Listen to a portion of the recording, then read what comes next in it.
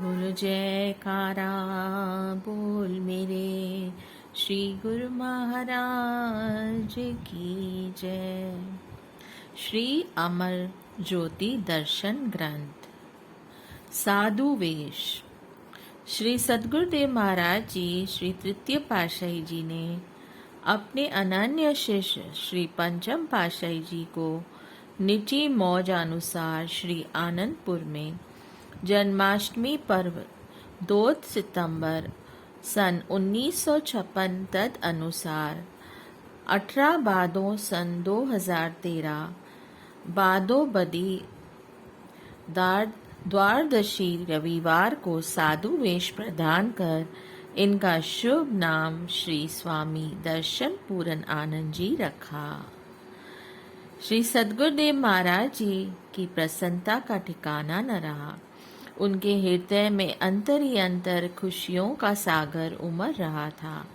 भक्ति परमार्थ के सूर्य को युग युगांतरों तक उदित करने रखने का कार्य पूर्ण कर लिया था।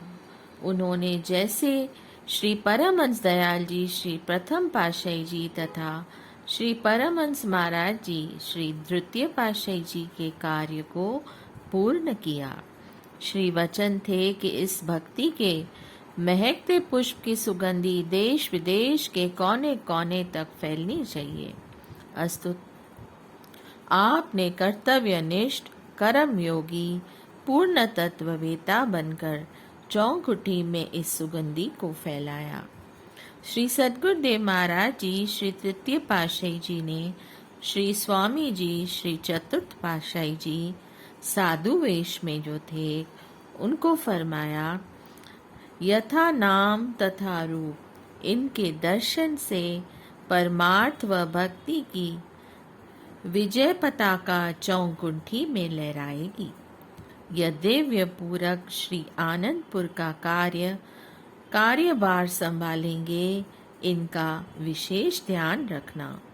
श्री चतुर्थ पातशाही जी श्री आज्ञा शिरोधार्य कर इन्हें विशेष रूप से आत्मस्वरूप मानते। आपने श्री पंचम पातशाही जी ने साधु वेश में दिव्य तेज की आभा से श्री आज्ञा पालन में तत्पर रहकर कर्मठता का साक्षात प्रमाण प्रस्तुत किया। वैसे तो श्री तृतीय पातशाही जी महाराज श्री आनंदपुर में अधिकारी संस्कारी गुरुमुखों को साधु वेश प्रदान करते तो अत्यंत प्रसन्न होते। पुण्य उनमें से कुछेश को सत्संग की सेवा के लिए भेजते। आपको श्री गुरुमा जी ने अपनी दूरदर्गाई मौज अनुसार श्री आनंदपुर में सेवा कार्य सौंपा। आपने सब तरह की सेवा को अत्यधिक श्रद्धा एवं लगन से पूरा किया। जो जो सेवा आपके जिम्मे लगती आप समग्र समर्पण भाव से पूर्ण करते, जिससे कि श्री सद्गुरुदेव महाराज जी अत्यंत प्रसन्न हो उठते। श्री सद्गुरुदेव महाराज भक्तों की ओर एक भवन का मुहूर्त करके श्रीकार में विराजमान हुए। उस समय आपके पिताजी एवं बड़े भाई भक्त अमरनाथ जी श्री दर्शनों के लिए श्री आनंदपुर में आए हुए थे। पिताजी ने श्री चरणों में विनय की, प्रभु यह आपकी ओर संकेत कर तो धन धान्य ऐश्वर्य संपदा को छोड़कर फकीर बन गया है। श्री वचन हुए कि हमने तो इन्हें दैवी एवं आध्यात्मिक सब संपदाओं का मालिक बना दिया है। इस रहस्य को उस समय किसी की इतनी बुद्धि थी जो समझ सके कि यह संकेत किस ओर है। महाप्रभु जी के चरणों में बड़े भाई ने विनय की कि इस खुशी के उपलक्ष्य में वे भंडारा करवाना चाहते हैं। श्री प्रभु जी ने फरमाया कि कुछ दिन ठहरो, हम स्वयं ही बता देंगे। भक्त जी 10-12 दिन इसी प्रतीक्षा में रहे कि न जाने कब संदेश आ जाए। उन्हें कलकत्ता वापस भी जाना था, लेकिन जब कोई सूचना न मिली तो उन्होंने आपसे कहा कि श्री चरणों में विनती करके यह बतला दें कि भंडारे की बारी कब तक मिलेगी। आपने महात्मा रोशनानंद जी और महात्मा योग प्रकाशानंद जी को इस बारे में विनय करने के लिए निवेदन किया। उन्होंने श्री चरणों में दंडवत प्रणाम करके प्रार्थना की कि भक्त अमरनाथ जी को किसी कार्यवश कलकत्ता वापस जाना है। अगर आपकी मौज हो तो वे भंडारा करवा कर जाएं। महाप्रभु जी ने सेवादार को भेजकर भक्त जी को बुलाने की आज्ञा फरमाई। भक्त जी श्री चरणों में उपस्थित हुए और आपकी श्री पंचम पातशाही जी की ओर संकेत करके विनय की, प्रभु इनके साधु बनने की खुशी में भंडारा करवाने की इच्छा है। श्री प्रभु जी ने मुस्कुराते हुए फरमाया, भक्त जी इन्हें साधु वेश देकर हमें अत्यंत प्रसन्नता हो रही है। पिछले 12 दिनों से इस खुशी के उपलक्ष्य में श्री आनंदपुर के लंगर में दिन रात भंडारे हो रहे हैं, फिर भी आप और भंडारा करवाना चाहते हो। श्री मौज को सर्वोपर जानकर भक्त जी ने अपनी श्रद्धा अनुसार भंडारे की राशि श्री चरणों में भेंट कर दी। श्री सद्गुरुदेव महाराज जी ने आप श्री पंचम पातशाही जी की ओर संकेत करते हुए पावन रहस्यमयी वचनों में फरमाया, इन्होंने तो अनेकों ही भंडारे करवाने हैं और करवाते रहेंगे। ये अकुट भंडार के स्वामी होंगे। अति भाग्यशाली जीवों को अपने पूर्व पुण्यों के फल स्वरूप ही ऐसा अवसर एवं संयोग मिलते हैं। इस प्रकार भक्त जी को अपने आशीर्वचनों से निहाल कर दिया। समय पाकर महाप्रभु जी के ये वचन साकार हुए। आपने गुरुमुख प्रेमियों के लिए स्थान स्थान पर पारमार्थिक केंद्रों का निर्माण करवाकर भक्ति के अखुट भंडार खोल दिए। लाखों करोड़ों जीवों ने रूहानियत का लाभ उठाया। आदर्श गुरु भक्ति। श्री 108 श्री सद्गुरुदेव महाराज जी श्री तृतीय पातशाही जी ने आपको जिस समय और जिस प्रकार की सेवा प्रदान की, आप हित चित पूर्ण श्रद्धा एवं कर्तव्यनिष्ठ बनकर पूर्ण करते रहे। आपके लिए जंगल में झाड़ियों की सफाई करना, पत्थर उठाना, बाग बगीचे की संभाल, ट्रस्ट ऑफिस की सेवा करना अर्थात प्रबंधक समिति में सम्मान पाना सब एक समान था। आपका लक्ष्य एक ही था, जैसे कि तू धरो गुमशो विशाली अस्तो बस, तू मबाश असला कमाली अस्तो बस। ऐ जिज्ञासु, तू अपने मालिक के ध्यान में पूर्णतः लीन हो जा, क्योंकि इसी का नाम योग है। तू स्वयं को मिटा दे, भक्ति मार्ग में बस यही पूर्णता है। सन 1954 में श्री आनंदपुर की पावन धरा पर जब श्री आनंद सर्मातीत का उद्घाटन हुआ और सेवा के लिए श्री वचन हुए, श्री तृतीय पातशाही जी ने प्रेम सागर में ऐसी डुबकी लगवाई मानो सारी सृष्टि इस सौभाग्य को पाने के लिए दौड़ी चली आई।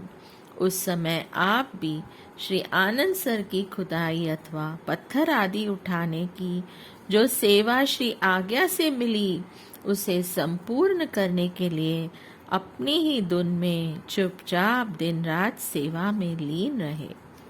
आप श्री आज्ञा अनुसार प्रातः समय 1 घंटा विशेष सेवा में महात्मा ध्यान सागरानंद जी के साथ अवश्य भाग लेते।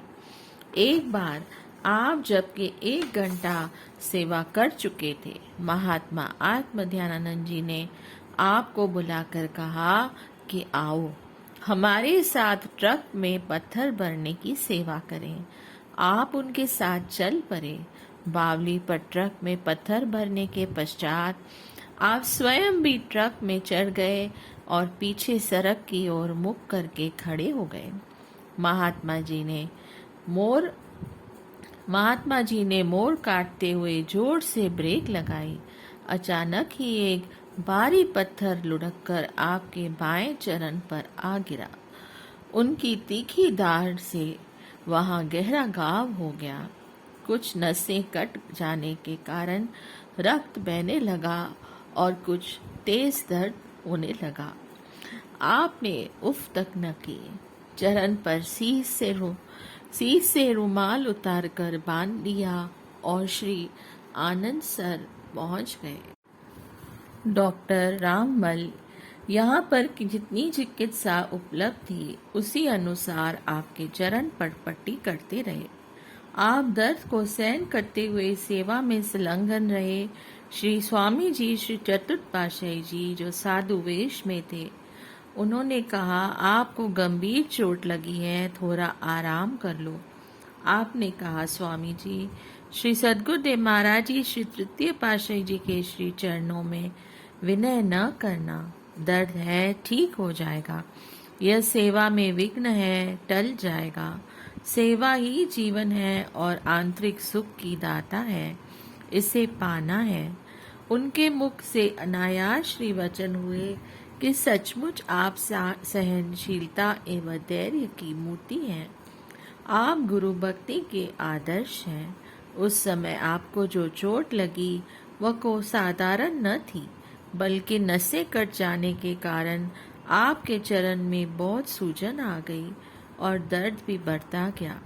कुछ समय पश्चात आपका वही चरण अनबुझे अंगारों के ऊपर अनायास ही पड़ गया, परंतु जब आपको जलन का तनिक भी आभास न हुआ तो डॉक्टर समझ गया कि ये नसों की गंभीर समस्या है।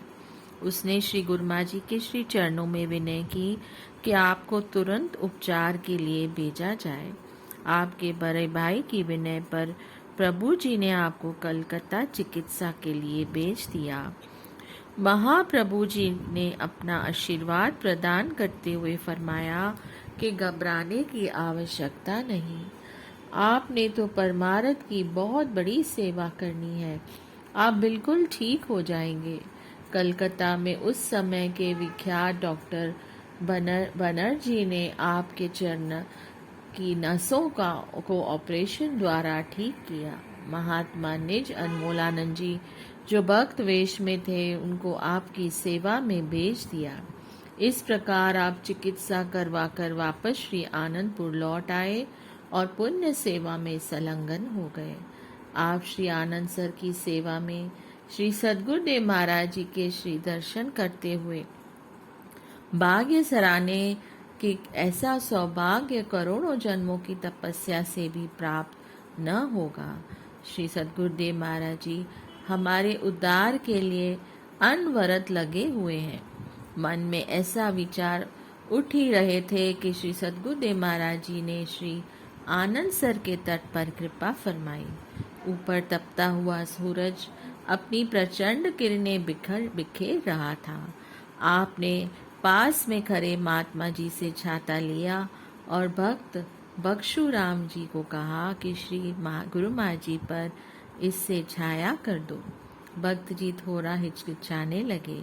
आपने फरमाया, डरो मत, अगर श्री सद्गुरुदेव महाराज जी कुछ पूछेंगे तो आप हमारा नाम ले लेना। भक्त जी ने वैसे ही किया। महाप्रभु जी द्वारा पूछे जाने पर भक्त जी ने आपकी ओर संकेत कर दिया। श्री तृतीय पातशाही जी महाराज जी ने फरमाया कि एक दिन आएगा जब दुनिया इनके लिए छत्र झुलाएगी और ये स्वयं लाखों पर छत्र छाया करेंगे। दुर्दाम से ले पैगाम इलाही सतगुरु जग में आते हैं। गुरु भक्ति मग अति कठिन है, कुर्बान हो चल दिखलाते हैं। सेवा है अनमोल निधि, तन प्राण से बाजी लगाते हैं। गुरु आज्ञा व सर्वस्व समर्पण जीवन ध्येय बनाते हैं। पढ़ते जाएं परमार्थ पथ पर निस्वार्थ पाठ पढ़ाते हैं। दिव्य गुण संपन्न सत्पुरुषों के युग युग चरित्र गुण गाते हैं। बोलिए जयकारा, बोल मेरे श्री गुरु महाराज की जय। जय सच्चिदानंद।